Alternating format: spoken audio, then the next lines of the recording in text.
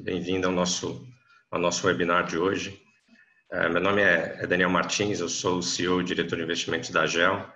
E aqui comigo eu tenho também o André Kim, que é sócio e analista de investimentos da AGEL, responsável por cobrir empresas de diversos setores, com destaque para o setor de mídia, objeto do nosso bate-papo de hoje sobre a Disney.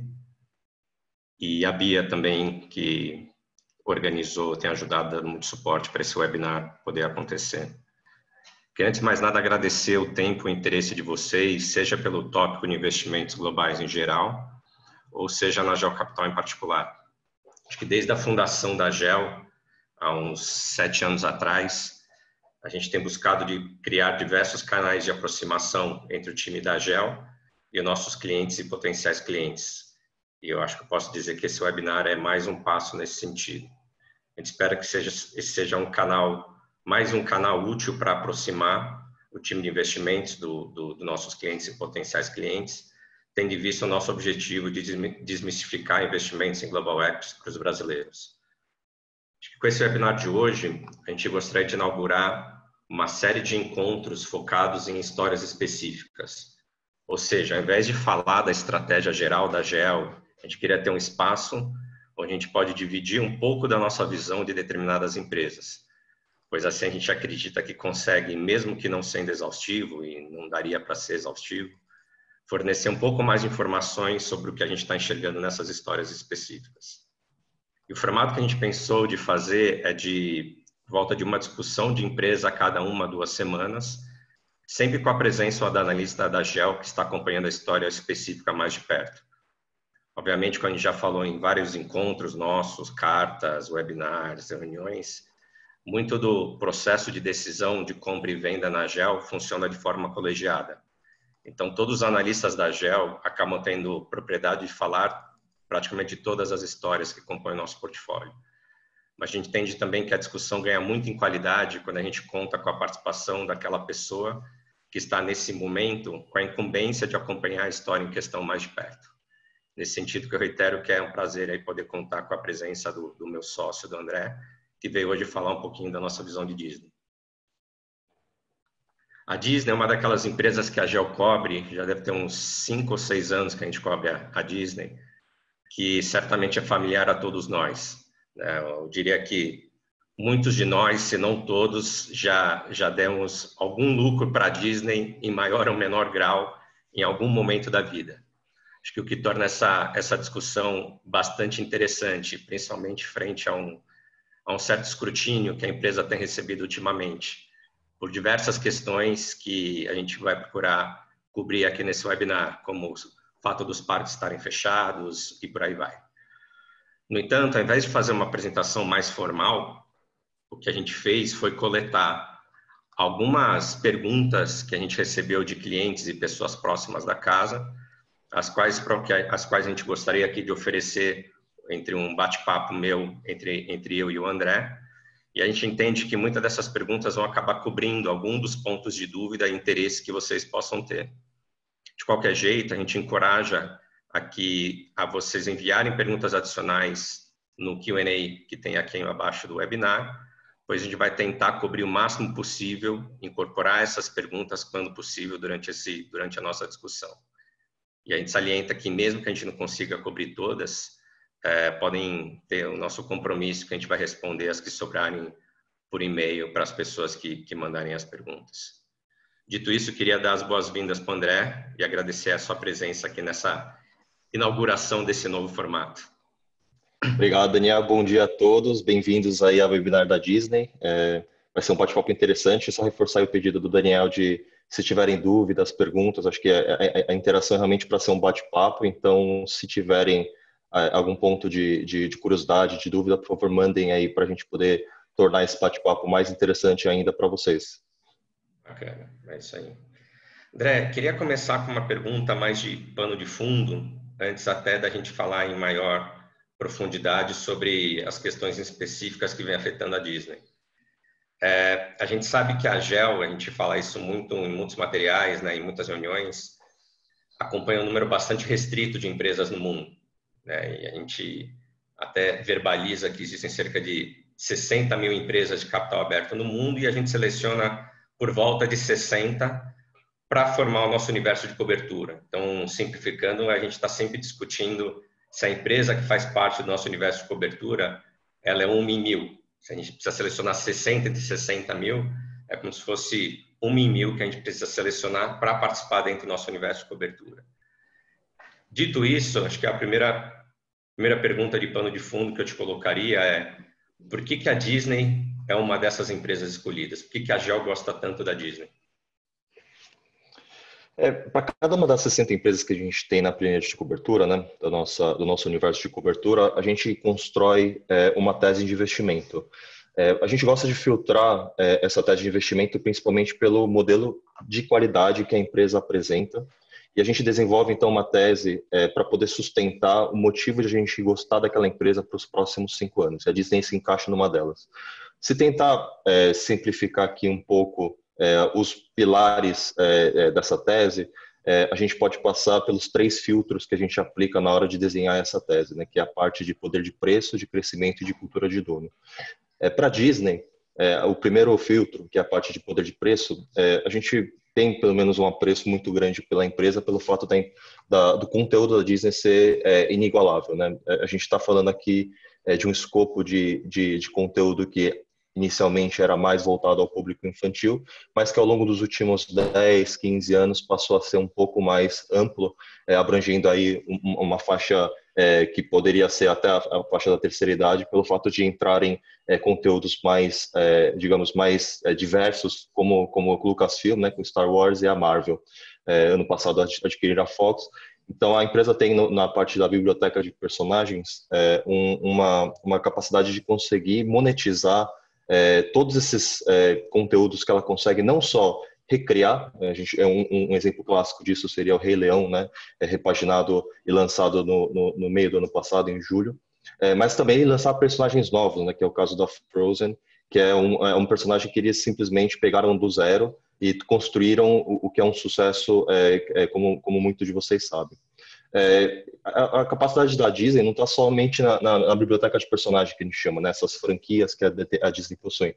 Também os veículos, as variáveis que a empresa tem para conseguir monetizar, porque no final não basta você ter um personagem se você não consegue utilizar o ecossistema ao seu favor. Então a Disney ela também detém isso. Se a gente for pensar na capacidade da empresa de conseguir pegar esse personagem e extrair lucro, ela tem algumas variáveis aqui, só para mencionar algumas delas. A gente vai entrar, acho que no decorrer do webinar, um pouco mais a fundo nelas, mas a gente poderia passar aqui pelos canais de TV, ela passaria também pela parte de filmes, também tem os parques, os resorts, os cruzeiros, e também os outros produtos de bens de consumo e a plataforma de streaming também que foi recentemente lançado.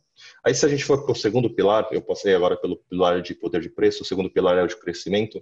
Na hora que a gente constrói a tese da Disney, a gente quer saber se a empresa consegue investir e crescer de uma maneira sustentável e também dentro do escopo que ela se propõe a fazer, né, dentro do círculo de competência, se ela consegue fazer investimentos interessantes que alavanquem ainda mais esse seu poder de preço. A gente consegue pensar em pelo menos 2 ativos muito bem tocados até então, e a gente vê um valor muito grande na empresa, que foram as aquisições dos ativos da Fox, finalizados no ano passado, e a desenvolvimento da plataforma de streaming, que é hoje talvez o grande chamariz, pelo menos nossa visão do crescimento da Disney, que é nada mais, de uma maneira simplista, uma plataforma muito parecida com a da Netflix, mas obviamente voltado para o conteúdo, para a biblioteca que a Disney detém, somado aos ativos que adquiriu da Fox. E por último, passei agora pelo poder de preço e crescimento, tem a parte da cultura de dono.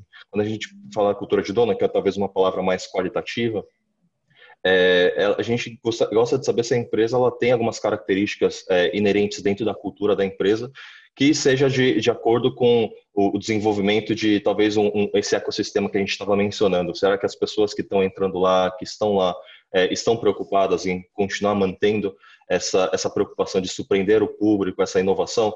E a gente entende que sim. Acho que não só pelo management, que é hoje a liderança, talvez a vitrine da empresa, mas também quando a gente vai conversar com alguns outros produtores de filmes independentes, com algumas produtoras de campanhas publicitárias, a gente entende que a Disney ela tem um quê de buscar de uma maneira bem verdadeira a inovação e aquela capacidade de surpreender as pessoas. Acho que muitos de vocês já foram ao parque ou tiveram algum contato com produtos e filmes da Disney. Eu acho que a Disney tem uma preocupação inerente ali de sempre estar buscando surpreender o público. Então a gente gosta desses 3 pontos e acho que de uma maneira bem sumarizada aqui em alguns minutos, eu acho que essa é a tese da empresa hoje para a gente, o motivo de a gente gostar dela. Bacana, bacana. Mas sempre a gente fala de Disney, parece Disney como sendo uma coisa única, né? No entanto, até você acabou mencionando alguns pontos na sua fala. Eu entendo que existem diferentes segmentos que compõem a Disney. A Disney, na verdade, ela é composta por diferentes business dentro dela. Quais são eles? Poderia dar um pouquinho de cor a respeito? Legal. Indo agora um pouco até por parte, né, do valuation, né, porque a gente, na verdade, estava descrevendo que a gente gosta de cobrir essas 60 empresas, a gente desenha a tese de investimento para cada uma delas e, obviamente, a gente não compra a qualquer preço. A gente tem uma disciplina grande em modelar, obviamente, pegar as informações que a gente tem através do time de 9, 10 analistas que a gente tem, fazer channel checks, construir um valuation que tenha informações diferentes do mercado, até porque a gente precisa ter algum tipo de viés, algum tipo de informação que seja mais favorável à nossa construção da tese de investimento. E aí, quando a gente fala de valuation, ou talvez fala de números, a Disney ela não é simplesmente só um personagem, ou talvez um canal, ou um parque. Ela é uma série, como eu mencionei antes, é um ecossistema de coisas que compõem a Disney, né? Então, para quantificar um pouco, acho que vale a pena a gente talvez usar a quebra de segmento que a própria empresa reporta. Eu estou pegando aqui os números, talvez os últimos trimestres, talvez 2 trimestres, só para ter também um balizamento de o que cada segmento representa. O primeiro delas é a parte de Media Networks. Basicamente, aqui é um segmento que compõe os canais, tanto o TV aberta quanto o TV paga dos Estados Unidos, né? A gente está falando aí da rede ABC, que seria uma Globo de lá. A gente está falando também aqui de canais como National Geographic, que foi adquirido pela Fox e está no TV a cabo. A gente está falando de Disney Channel e de ESPN. E ela compõe mais ou menos uns 35% da receita aí, baseado nos últimos trimestres de resultado da companhia. Aí tem o segundo segmento é a parte de parques, experiências e bens de consumo. Esse também é por volta de uns 35%, 36%. Aí compõe, obviamente, como o próprio nome diz, as atividades tanto de parques como de cruzeiros que ela detém, hotéis, resorts, passando por produtos de bens de consumo, que nada mais que algumas licenças que ela concede a outras marcas para produzir boneca, camiseta, tiara, lancheira, enfim, aqueles diversos produtos que a gente já viu em algum lugar as pessoas utilizando. E aí, passando para o terceiro, que talvez são representativamente menores que essas duas, mas também são interessantes porque mostram o ecossistema da Disney, tem a parte de estúdios e filmes, então aqui é produção e distribuição de filmes, né, passando toda pela cadeia, né, a gente tem o lançamento do filme no cinema, mas ele não para aí. Tem todo o lançamento após isso, que é passando pelas plataformas de streaming, né, seja no YouTube, seja no Amazon, ou se você passando aí depois para um Blu-ray, depois indo para a TV a cabo, depois indo para a TV aberta. Então, tem a distribuição desse filme monetizando através de várias caixinhas que a Disney tem que gerir isso de uma maneira ativa. Isso representa mais ou menos 15%. E, por último, aí tem um segmento que, obviamente, no mix ele ainda representa menos, mas provavelmente isso a gente pelo menos prevê que vai expandir pelo fato da velocidade com que isso tem ganho espaço aí entre os consumidores, que é a parte de DTC. DTC é a nomenclatura para Direct to Consumer. Ele basicamente é uma plataforma de streaming para assistir conteúdo da Disney de uma maneira online, digital. Como eu disse antes, uma Netflix, talvez para ficar mais fácil, que está mais tempo aí no mercado, é o que a Disney lançou com a Disney Plus e a Hulu, que a Hulu é mais voltada só para os Estados Unidos, que representa aí hoje os seus 13%, 14% de receita. Então, quando a gente fala de Disney, né, além da tese, quando a gente começa a modelar, pensar o que a Disney é composta, são essas pequenas partes aí que somam o todo da empresa, são esses 4 segmentos com essas descrições que eu comentei rapidinho aqui. Bacana. E você falou, eu entendo que seja um dos afetaria o primeiro segmento do Media Networks.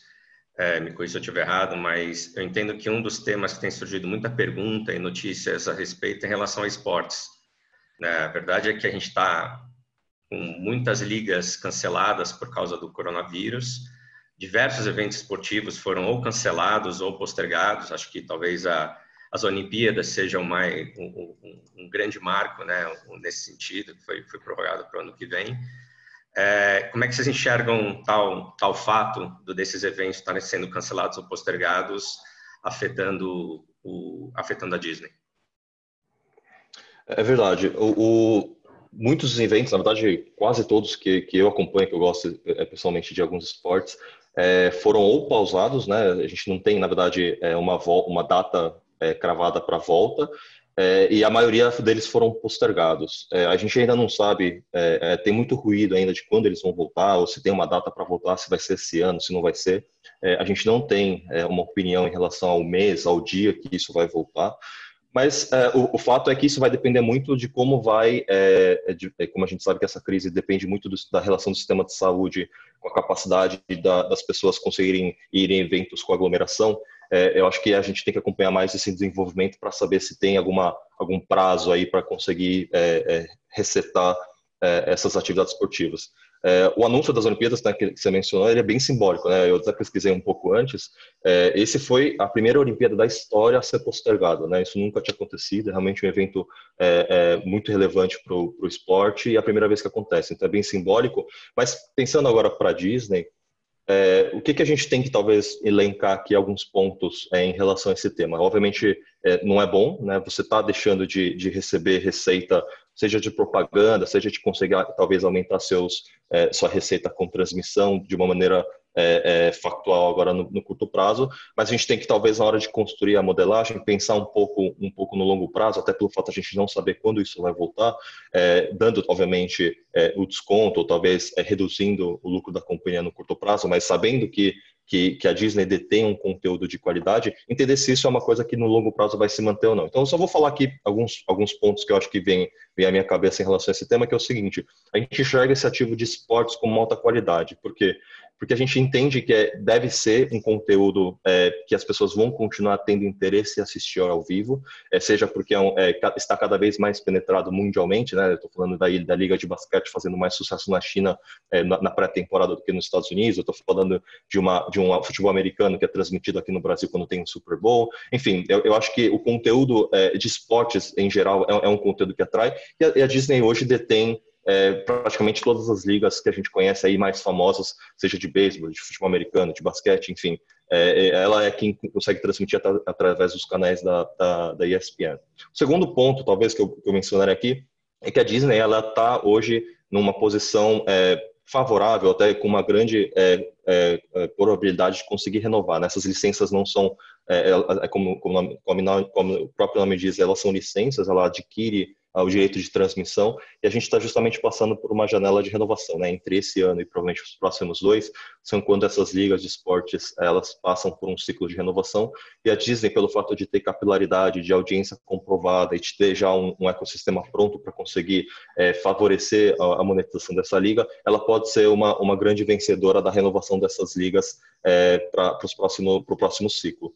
E o terceiro ponto que talvez eu mencionaria aqui é que talvez a receita que é perdida esse ano, que seja, sei lá, por 3, 6 meses, ela não é perdida totalmente, porque como a gente sabe que os eventos não vão ser totalmente cancelados, eles vão postergados, obviamente a gente vai ter que discutir se o calendário vai encaixar os esportes do ano que vem, mais os que foram postergados esse ano, mas o fato é que uma parte relevante dessas ligas, elas provavelmente vão continuar mantendo, na verdade, tanto a parte de propaganda quanto a parte de ligas acontecendo. Então, a gente vê, na verdade, a curva da receita da Disney sendo parcialmente postergada para os próximos anos em vez de perdida. Então, esse é um ponto que eu acho interessante mencionar, que é o benefício de alguém que olha o modelo a um pouco mais longo prazo, né? Porque se alguém tivesse preocupado olhando apenas os próximos 6 ou 1 ano, pode ser que não seja interessante, mas talvez para o longo prazo faça sentido. Sim, continua sendo um ativo bastante estratégico, né? Que não perdeu valor nesse sentido quando se olha no longo prazo, né? Sim. Um outro ponto que surgiu de dúvida foi em relação ao lançamento de novos filmes. Claramente, o cinema tem sido uma área muito afetada atualmente, né? Uma vez que boa parte do mundo está em alguma forma de lockdown. Acho que até no nosso webinar referente ao primeiro trimestre, né, a gente trouxe aí a estatística de que durante o mês de março, mês de abril, cerca de um terço da população mundial está em alguma forma de lockdown, seja ele obrigatório ou recomendado pelas autoridades governamentais. Poxa, um terço da população mundial está falando em 2,5 bilhões de pessoas, né? É um número tão gigante que até para colocar sob perspectiva, né, durante no final da Segunda Guerra, é um número maior do que a população global total em meados do final da Segunda Guerra. E claramente, com essas pessoas em casa, bares, restaurantes e o cinema acaba sendo bastante afetado. Então, qual a visão de vocês a respeito desse tema em relação à Disney? Sim. Assim como eu estava até vendo alguns artigos, e no final de março foi a primeira vez na história do Brasil que houve zero reais arrecadados em relação à bilheteria, obviamente porque era um decreto para os estados não permitirem a abertura de cinemas, então, ou seja, todas as salas foram fechadas, e os próprios estúdios de filmes ou cancelaram temporariamente o lançamento do filme que já estava agendado, ou postergaram aqueles que iam ver, obviamente porque além do interesse deles de fazer investimentos na produção, distribuição, e saber que vai ter um público super reduzido na hora de conseguir monetizar ou dividir esse conteúdo com as pessoas. Então, assim como a parte de esportes, talvez aqui pegando um paralelo, a parte de filmes também, sim, foi postergado uma grande parte da receita que estava prevista, pelo menos entre fevereiro e maio. A empresa já começa a dividir um pouco a agenda para junho, mas assim como a gente não sabe se vai voltar em julho, se vai voltar em abril, no final de abril, se vai voltar agora em outubro, a gente sabe que esse conteúdo vai de uma hora ser disponível no cinema. A gente sabe que esse conteúdo vai ser consumido de uma certa forma, porque a gente entende que sejam alguma coisa que o consumidor quer, né? A gente está falando aqui de filmes como a Marvel, com Viúva Negra e Os Eternos, que eram previstos para ser lançados nesse semestre, foram todos postergados para o final do ano. Então, quando a gente está olhando o modelo da empresa e tentando fazer uma premissa em relação a esse segmento, a gente vê muito mais, na verdade, a curva de receita advindo talvez para os próximos semestres do que agora. Mas, sim, é uma receita que também, voltando para a parte de eventos esportivos, tem que ter o benefício de olhar um pouco mais no longo prazo, porque as pessoas que estão preocupadas nos próximos 3 a 6 meses vai ver aquela receita caindo e vai achar que, na verdade, a empresa perdeu, sendo que muitos desses filmes, na verdade, foram postergados para serem monetizados depois. Outra questão, até uma pergunta que surgiu aqui no grupo, acho que não tem como pensar em Disney e a imagem dos parques lotados não vem à nossa cabeça. É verdade. Dá até vontade de ir agora, como você está imaginando que eles estão vazios, mas infelizmente não é possível. E claramente para a Disney não é a melhor coisa quando o parque está vazio, porque acaba perdendo essa fonte de receita. Então, como é que você enxerga o impacto do lockdown nesse segmento específico, tendo em vista que os parques estão fechados? Os parques, eles, no modelo, talvez olhando como segmento a segmento, ele deve ser, na nossa visão, pelo menos, o segmento com maior impacto negativo. Obviamente, tem esse mesmo raciocínio de serem, talvez, impactados pelo lockdown, né? Isso é óbvio, mas é porque a gente enxerga, talvez, que a retomada, primeiro, é mais gradual que outros segmentos, porque você não simplesmente tem que... porque a Disney, por exemplo, ela pode, na verdade, pegar esse filme, dependendo do número de assinantes que ele consegue na plataforma de streaming, ou talvez o cinema adotando algumas medidas, você consegue fazer uma transmissão mais escalonada, com talvez cobrando um custo menor, mas a parte de parques, no final, ele tem um custo fixo ali mais alto, é uma despesa fixa mais alta, e ele vai ter uma retomada mais gradual, ou seja, o turismo tem que voltar, as pessoas têm que voltar a ter a renda que provavelmente muita gente perdeu durante essa crise.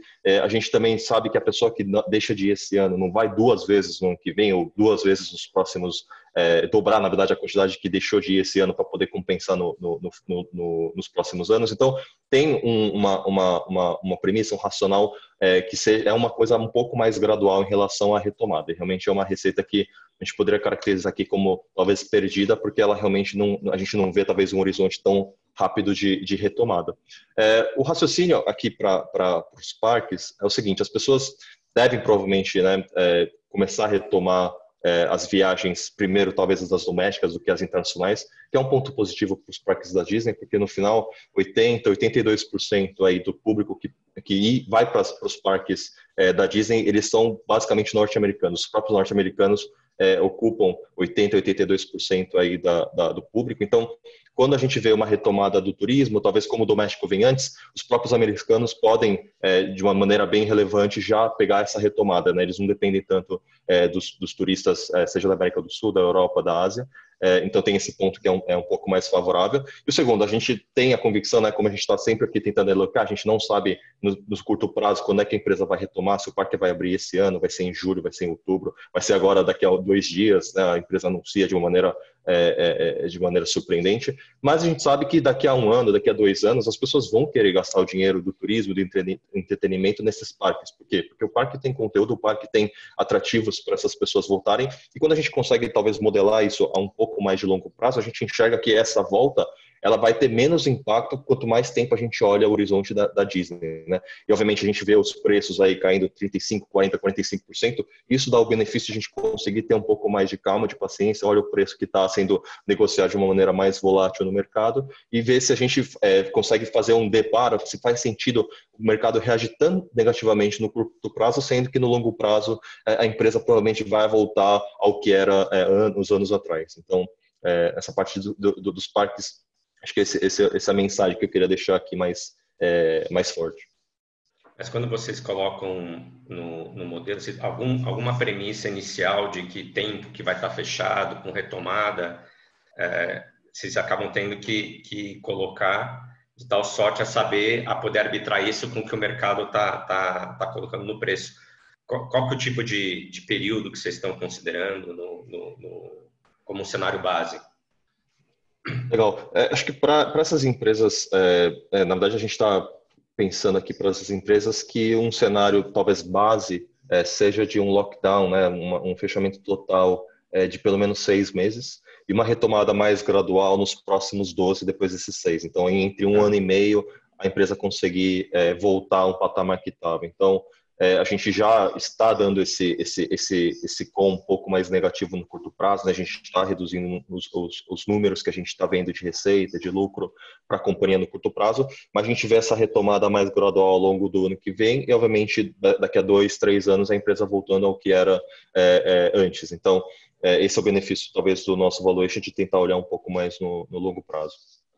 Tá bom, bacana. E quanto acho que é o quarto segmento que você mencionou, que é o segmento mais novo, eu vou simplificar aqui, chamar ele de Disney Plus.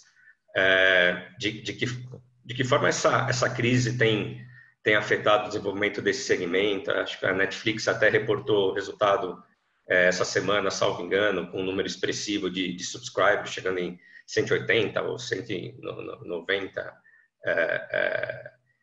Então, como você enxerga o Disney Plus nesse contexto?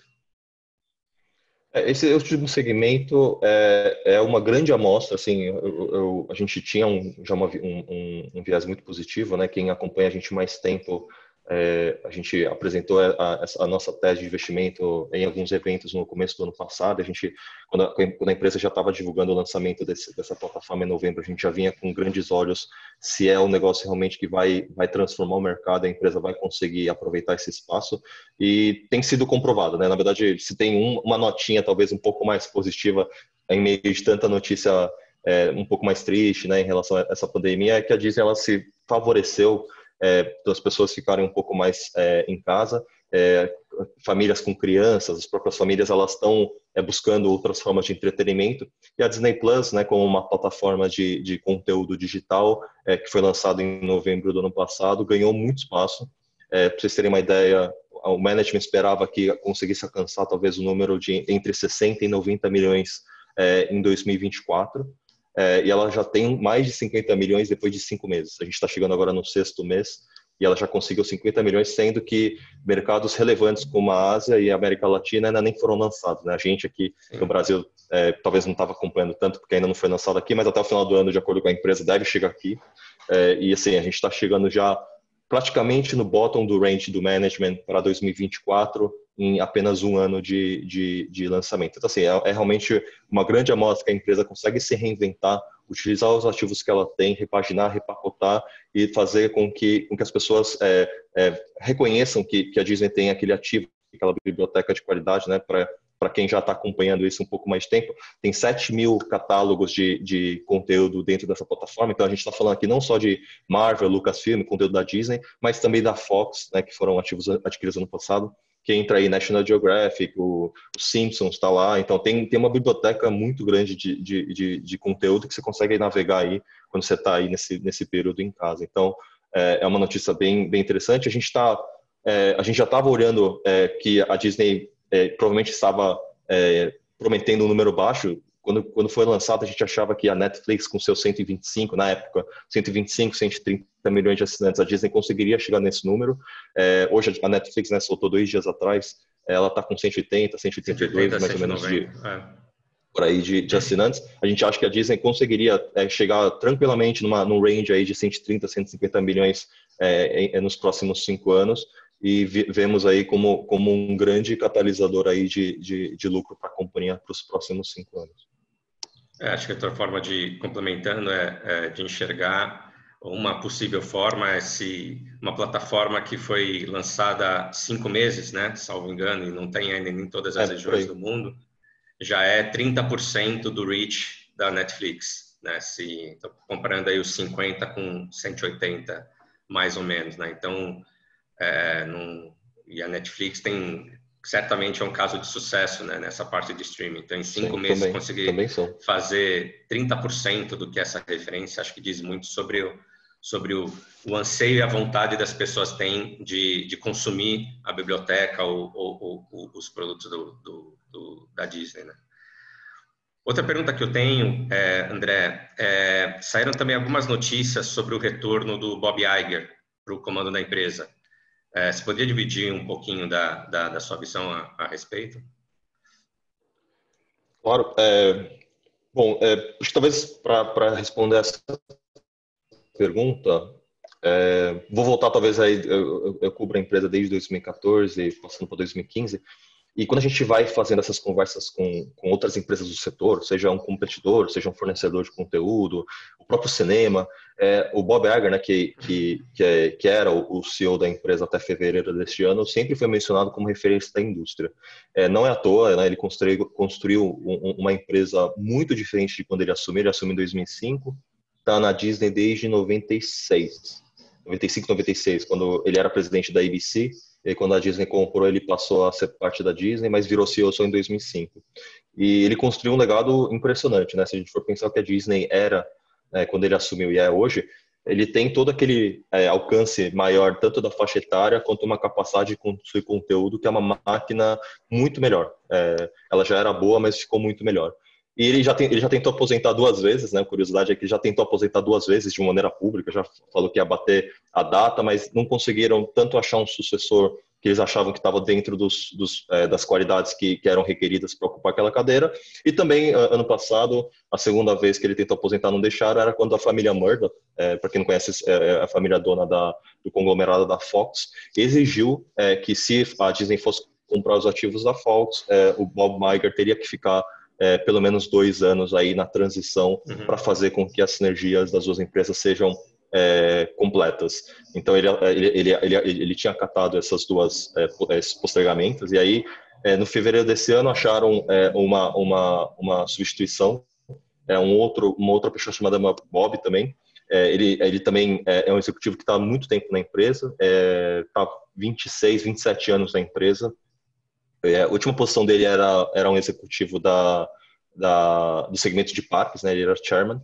E o interessante é que, assim, houve realmente um timing aí muito desfavorável para esse anúncio, porque, se não me engano, ele anunciou essa transição 25, 26 de fevereiro, e já era, assim, no comecinho do degringolar aí da pandemia, né? Acho que talvez naquela época os Estados Unidos ainda achava que não ia alcançar essa contaminação, né, que acabou acontecendo, mas foi realmente um timing muito muito desfavorável para esse anúncio. Então, o que na verdade aconteceu é que o CEO, o anúncio do CEO não muda. O Bob Chapek, que é hoje o CEO da empresa, ele continua sendo, foi anunciado, ele mantém. Mas, obviamente, o Bob Iger, pela toda a networking, pela toda a experiência que ele tem, ele assumiu uma posição de conselheiro sênior, de chairman lá na Disney.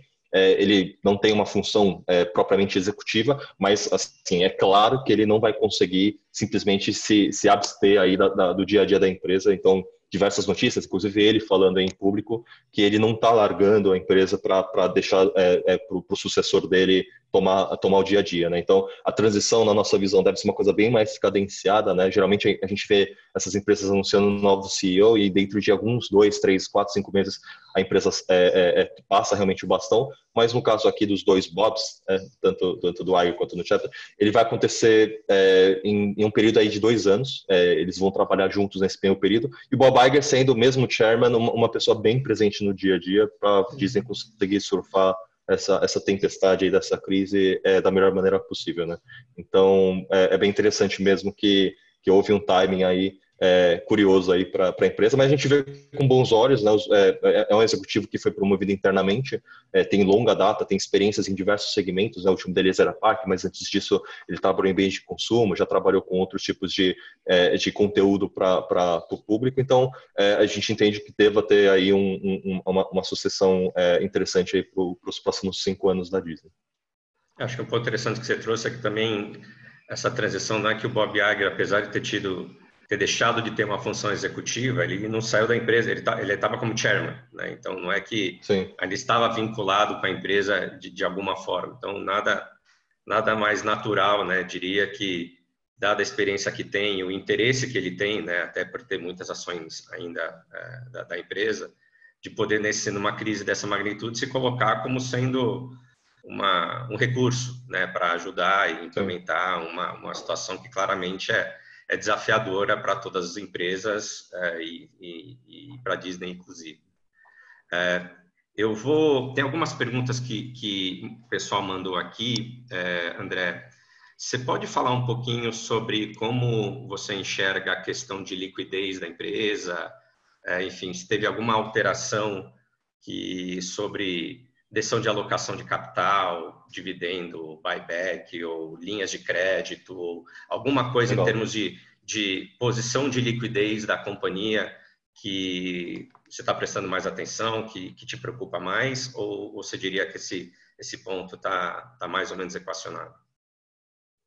Sim, é um ponto que quando começou, na verdade a gente não começou achando que era uma crise, a gente começou achando que era um problema muito mais local, regional e que passou a ser um problema global. Então, na medida que essas informações foram aparecendo, a gente foi testando o modelo da Disney, não só a Disney, como as outras empresas que a gente tem no portfólio, na cobertura, para entender se há algum tipo de vazamento, de furo, porque essa empresa ela tem um certo nível de endividamento, algumas dívidas vencendo esse ano, tem um custo fixo alto para determinados segmentos, né, um incidente de parques que tem um custo maior do que outros modelos de negócios por aí. Então, quando a gente começou a desenhar esse cenário de que vai ter um lockdown mais severo, as pessoas vão deixar de viajar porque vão ser obrigadas a ficar em casa, a gente começou a desenhar um cenário aí que a gente chama de pessimista para a empresa, para entender se a empresa suporta esse baque, esse cenário aí, essa tempestade que apareceu.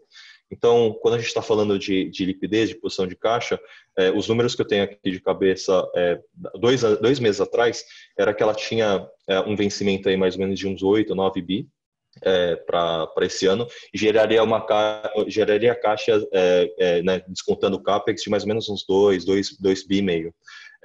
Obviamente, aí tem um furo, ele não ia conseguir suportar, né? Quando eu falo de geração de caixa de 2 bi e meio, a gente já está descontando, né? A gente já estava reduzindo o público do parque, a gente já estava postergando filmes, postergando ligas, diminuindo receita com propaganda, já estava falando que a empresa não vai conseguir vender tantas bonecas quanto estava. Enfim, depois desse cenário realmente negativo, pessimista, a empresa gerava 2 bi e meio de caixa pós CAPEX, e ele tinha aí um vencimento de 9 bi mais ou menos para honrar esse ano. E a empresa, pelo fato de ser uma empresa com qualidade de crédito, enfim, de uma certa robustez, ele não só conseguiu pegar mais linhas de crédito que a gente chama de revolving, né, que é aquela linha que é só acionada no momento emergencial, que ela já tinha aprovado 2 meses atrás de 12 bi, 12,25 bi, 12,3 bi, ela aumentou isso, hoje está quase 20 bi.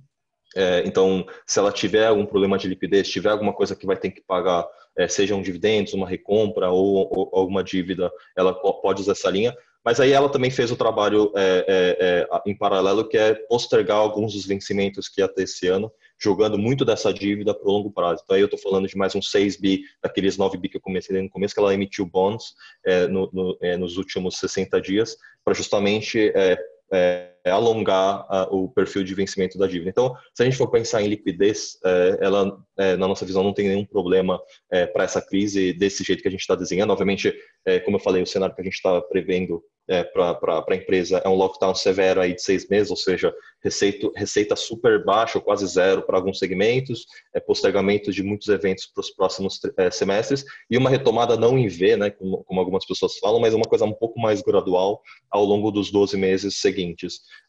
E nesse cenário, a empresa assim, não teria nenhum problema de liquidez. Em relação à recompra e dividendos, obviamente, no momento desses, a gente ainda não tem uma clareza de quais são os artifícios que a empresa vai usar para fazer a alocação de capital do acionista. A gente entende que talvez dividendos ele não teria problema de conseguir pagar o que pagou no passado, e também recompra a gente acha que se tiver espaço e se eles acharem interessantes, eles podem fazer. Eles têm feito de uma maneira pontual há alguns anos. A gente coloca talvez um pouco desse benefício no modelo para dizer que ela tem uma liquidez se ela quiser fazer recompras de ação, mas de uma maneira bem sumarizada, que a gente não vê um problema de crédito, um problema de liquidez para a empresa, de acordo com esse cenário que a gente comentou agora rapidinho. Tem uma outra questão que surgiu aqui sobre executive compensation. Chama muita atenção que algumas empresas, isso aconteceu também em casos em hotelaria, onde, enfim, hotéis fechados, parques fechados, eles deixam de pagar, né, os salários das pessoas, mantêm os benefícios.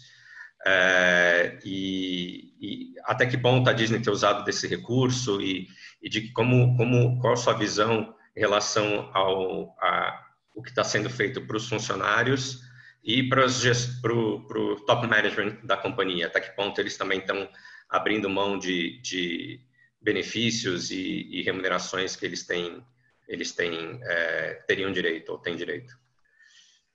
Sim. Eu vou dividir talvez essa pergunta em dois, porque ela é interessante. Primeiro porque eu vou falar talvez dos executivos primeiro, porque é um pouco mais direto ao ponto.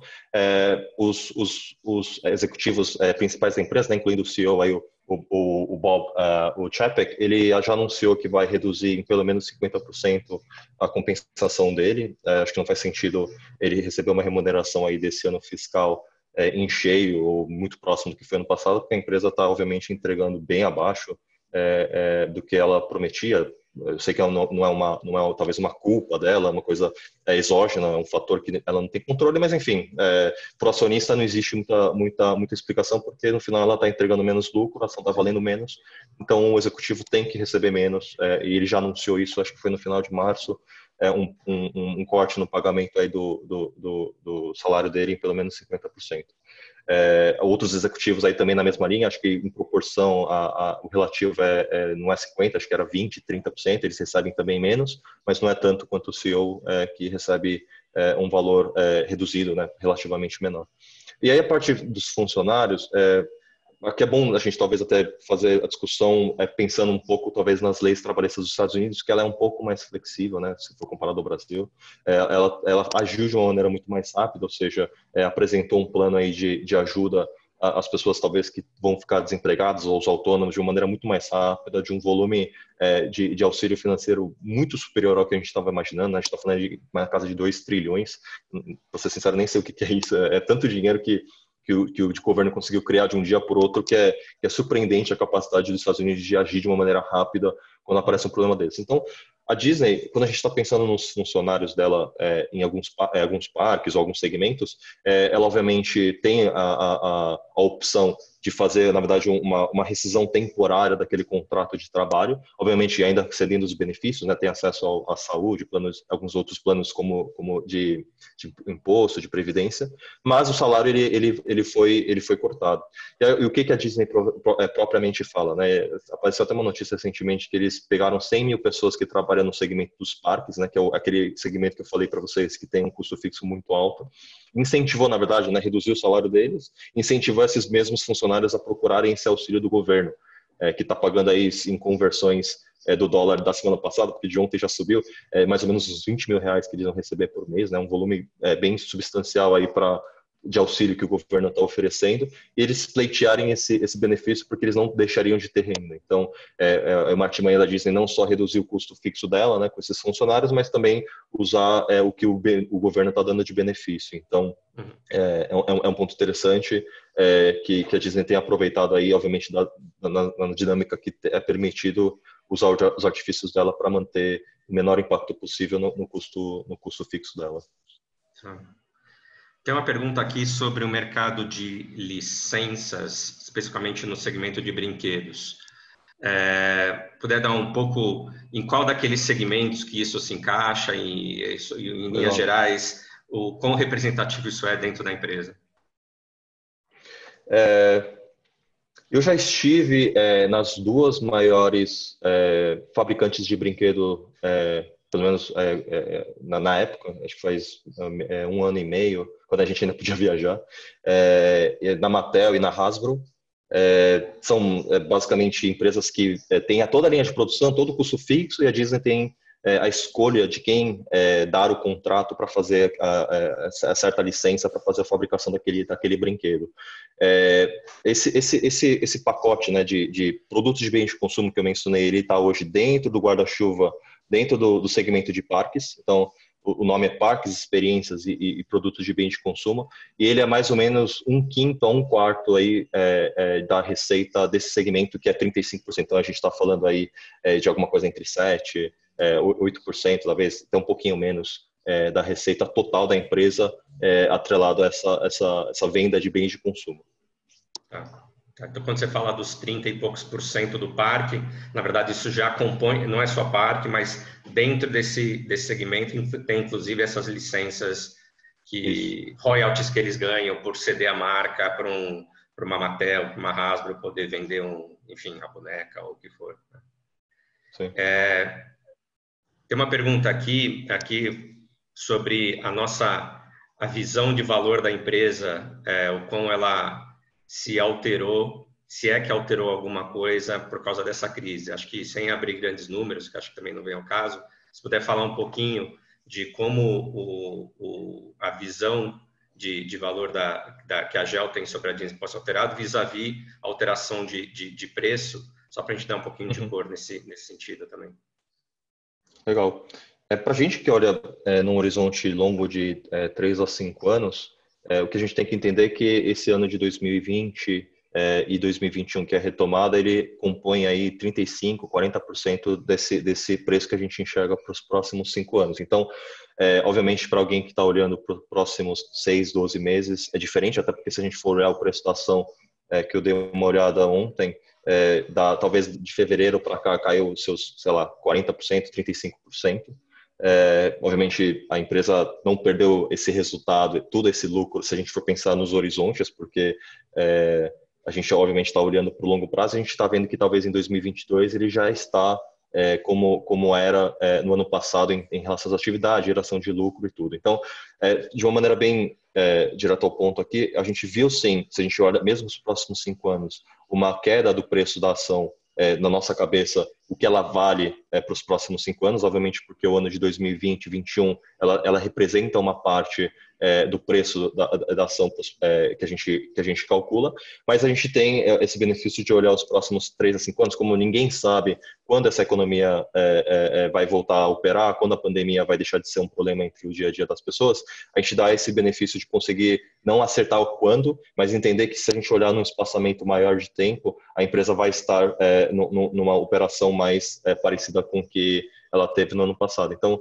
ela cai, obviamente, um degrau, aí eu vou falar os números para também não vagar muito na resposta, vai cair alguma coisa entre 10%, 15% do que a gente estava prevendo num cenário totalmente undisturbed, né, totalmente um cenário que a gente não via nenhum tipo de crise, de pandemia, mas obviamente uma pessoa que está olhando esse ano, ou talvez os próximos 12 meses, vai ver uma queda maior, talvez no preço dela, porque o ano, né, o ano 2020, 2021 representa muito mais na composição do modelo dessa pessoa do que o nosso. Então, esse é o benefício que a gente quer dar, né? A gente quer entender que a empresa vai estar aí daqui a 5 anos, as licenças de esportes provavelmente vão estar com elas, a ESPN não vai a lugar algum. O Disney Plus, que está com um número de assinantes num crescimento muito maior que a própria empresa esperava, vai continuar aí daqui a 5 anos.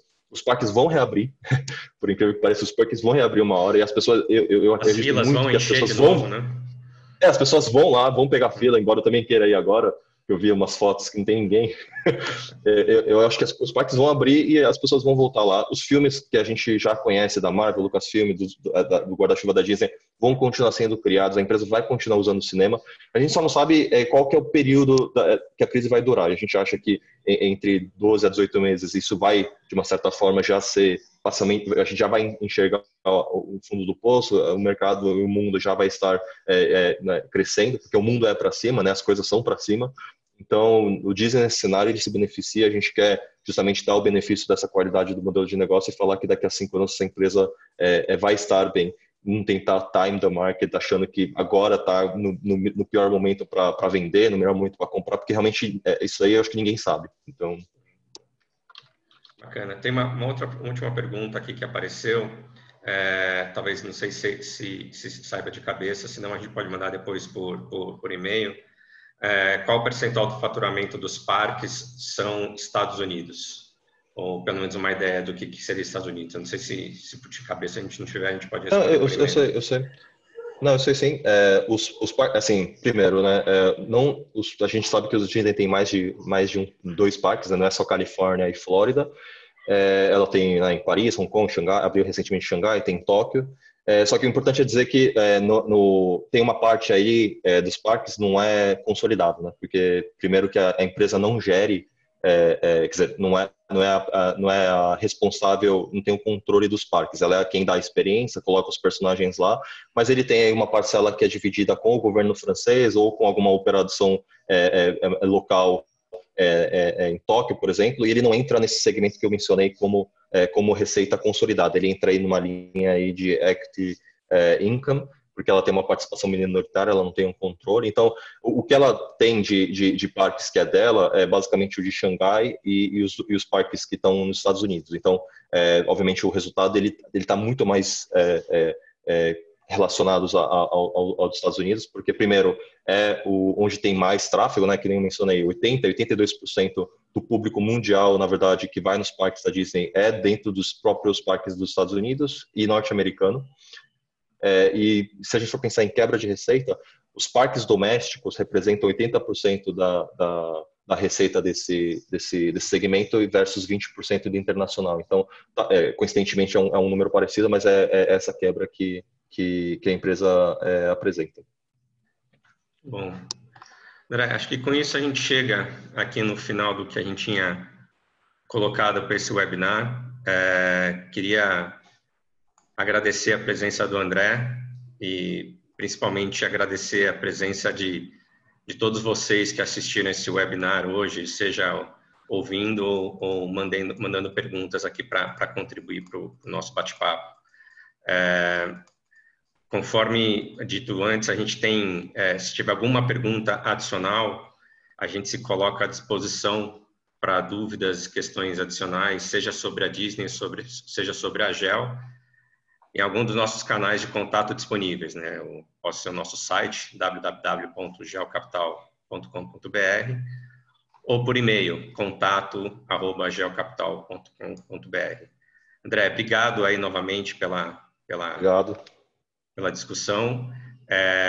Desejo aí abraços a todos e uma boa quinta-feira.